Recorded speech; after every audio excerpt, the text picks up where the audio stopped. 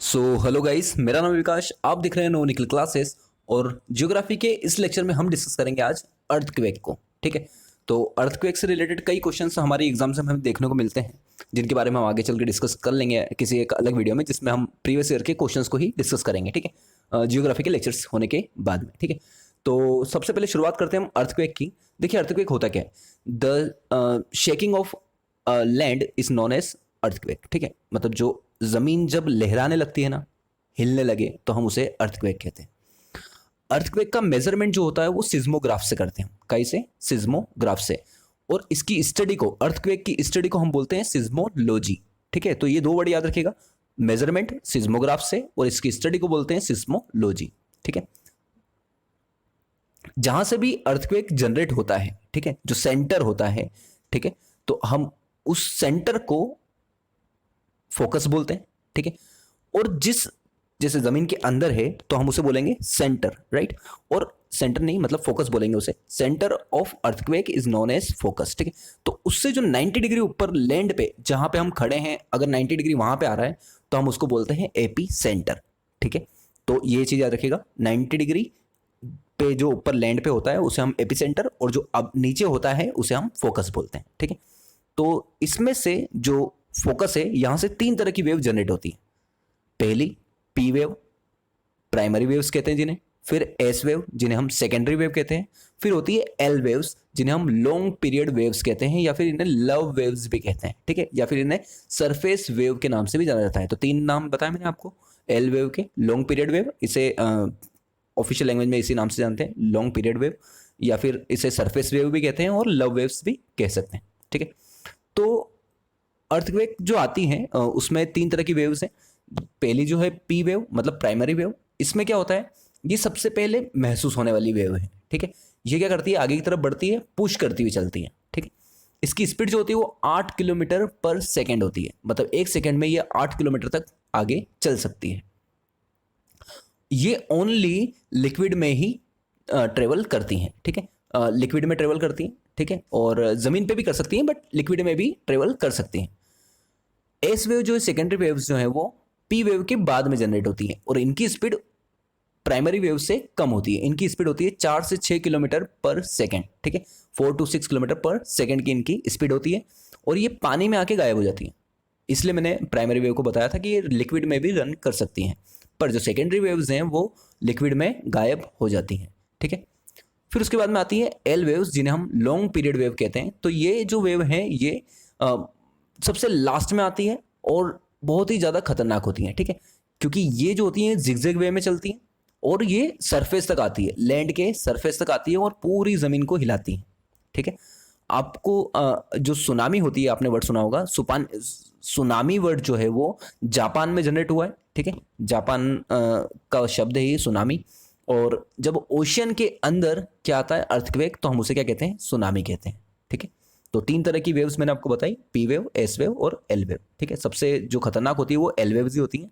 सबसे ज़्यादा स्पीड जो होती है वो पी वेव की होती है, और उससे कम स्पीड होती है एस वेव की। कौन सी ऐसी वेव है जो पानी में आके गायब हो जाती है, तो वो सेकेंडरी वेव्स हैं। और जो पी वेव्स होती हैं, यानी प्राइमरी वेव्स, वो पानी में भी ट्रेवल कर सकती हैं। सबसे ज़्यादा डेंजरस है एल वेव्स।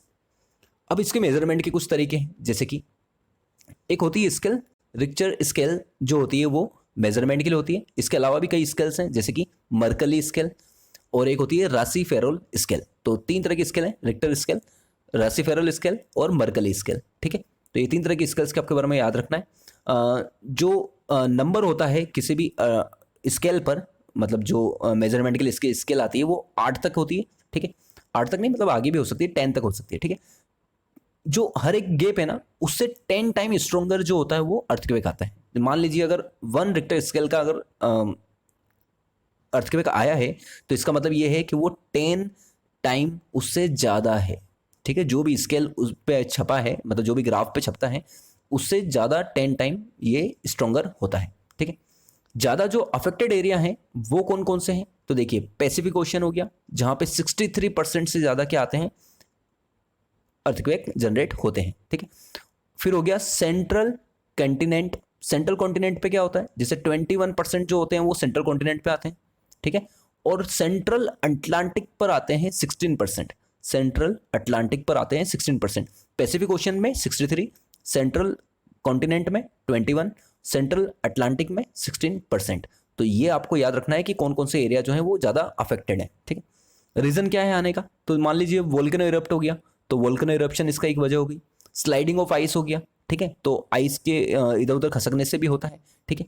और प्लेट टेक्टोनिक, ये सबसे मेन थ्योरी है, मेन प्रिंसिपल है जिसकी वजह से अर्थक्वेक आता है, तो इसे हम टेक्टोनिज्म कहते हैं, ठीक है। प्लेट टेक्टोनिकी हिंदी में कहते हैं इसे शायद से।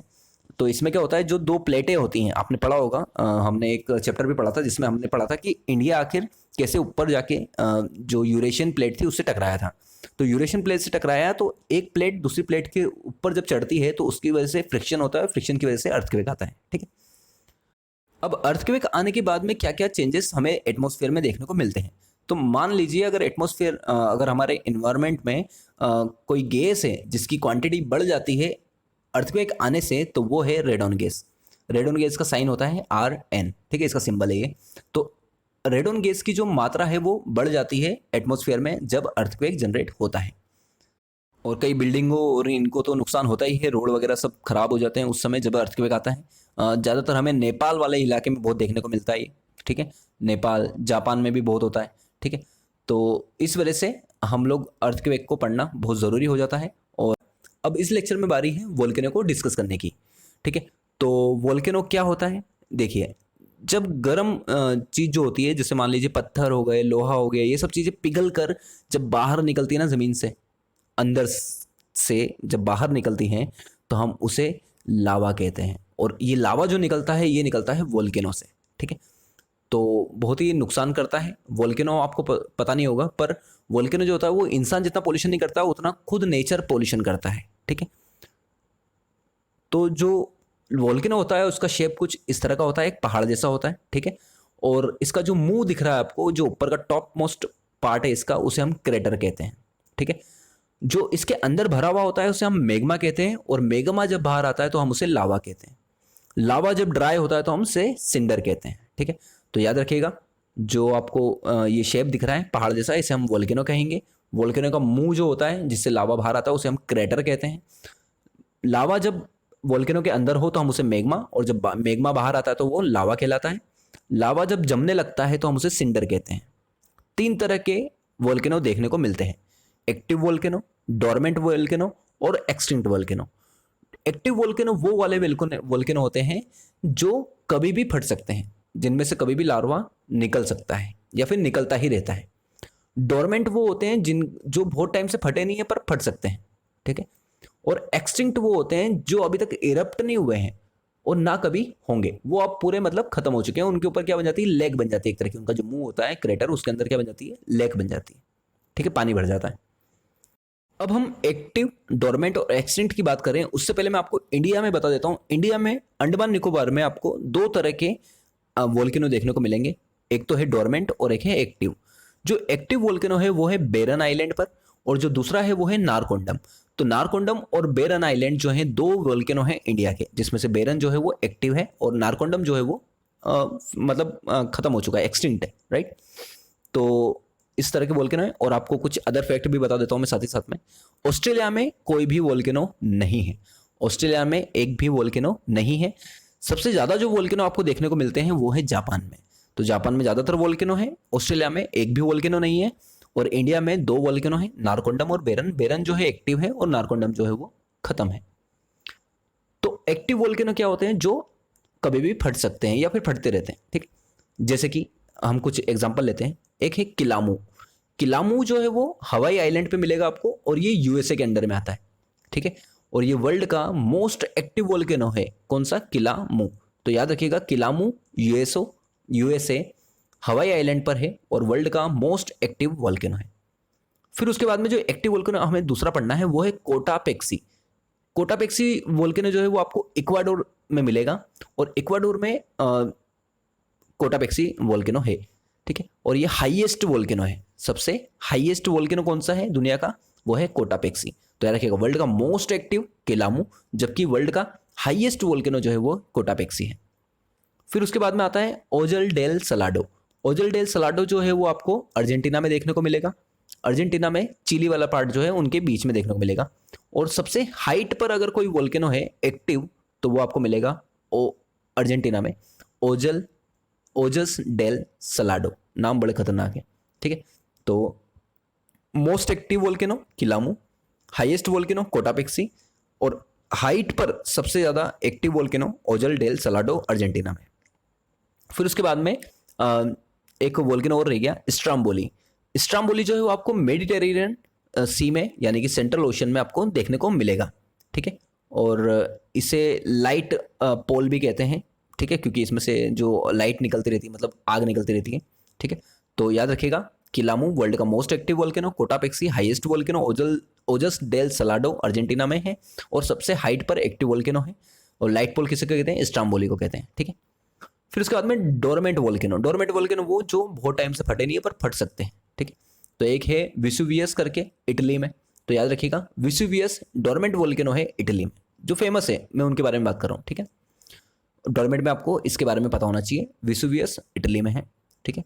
अब बात करते हैं एक्सटिंक्ट की। एक्सटिंक्ट वो जो जिनके मुंह पे क्या बन गई हो, लेग बन गई हो, वो भर गए हो, पूरे खत्म हो गए हो, ठीक है।